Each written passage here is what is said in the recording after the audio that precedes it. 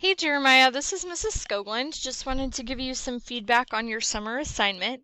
So we are mostly going to be talking about chapter 2 since that was the question that you had starred, but I'll kind of reference some other things in your project as we're going through the video as well. So to start off, this structure, what you wrote is what we call a body paragraph, and the first part of a body paragraph is a topic sentence.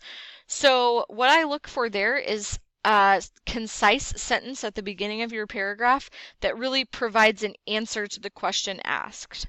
And so this particular question was basically, how do abundance, Asia, and automation impact the need for R-directed thinking?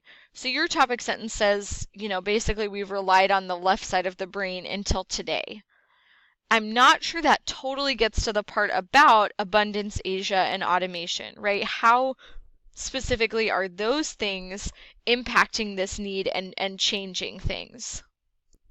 So I would encourage you to maybe revise those to be a little more specific.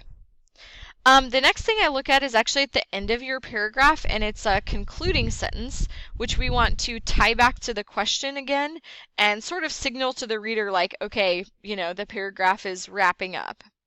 I think you did a pretty good job with these, Jeremiah, and I looked at some of your other paragraphs down here as well, and you do tend to tie back to the question better in your concluding sentence, so that was a good job. I felt like that part I could definitely tell like this is the end of the paragraph.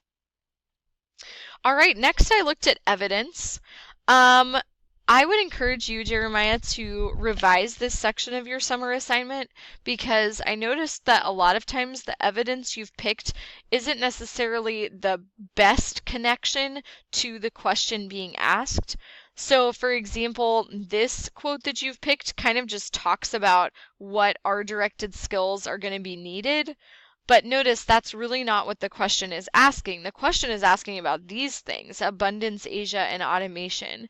And so I would have liked to see more of that in your evidence. The other thing we want to work on is what's called embedding, or like how you're integrating the evidence into your writing. So you can see here, this particular piece of evidence is just hanging out as a sentence on its own.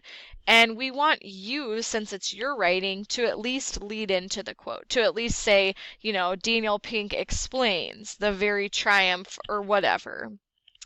Also, I noticed in most of your paragraphs that we only had one piece of evidence, and some later on I think didn't have any.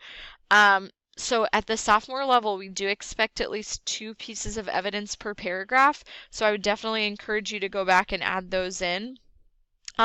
Unfortunately, Jeremiah, that also affected your commentary score since commentary is analysis of evidence. So if you only had 1 piece per paragraph, it was just hard for me to evaluate that.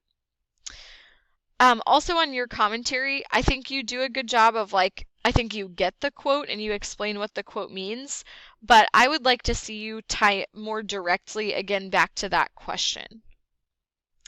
All right, finally, I looked at your citations and conventions. So on conventions, I think just maybe proofreading a little more carefully would help. So like here, Pink's example, we've missed an apostrophe. Here you've got like the word by twice. So just doing that detail work and making sure it looks good. Citations actually looked great, Jeremiah. The only problem was when I came down to these later paragraphs, there weren't any. And so we just want to make sure those are consistent, okay? I did think your R-directed activities looked really good, and I liked this one in chapter 3 in particular. I could definitely tell that you understood kind of the difference between what the Industrial Revolution would have looked like versus like the conceptual age, so that was really good. Anyway, just wanted to give you some feedback.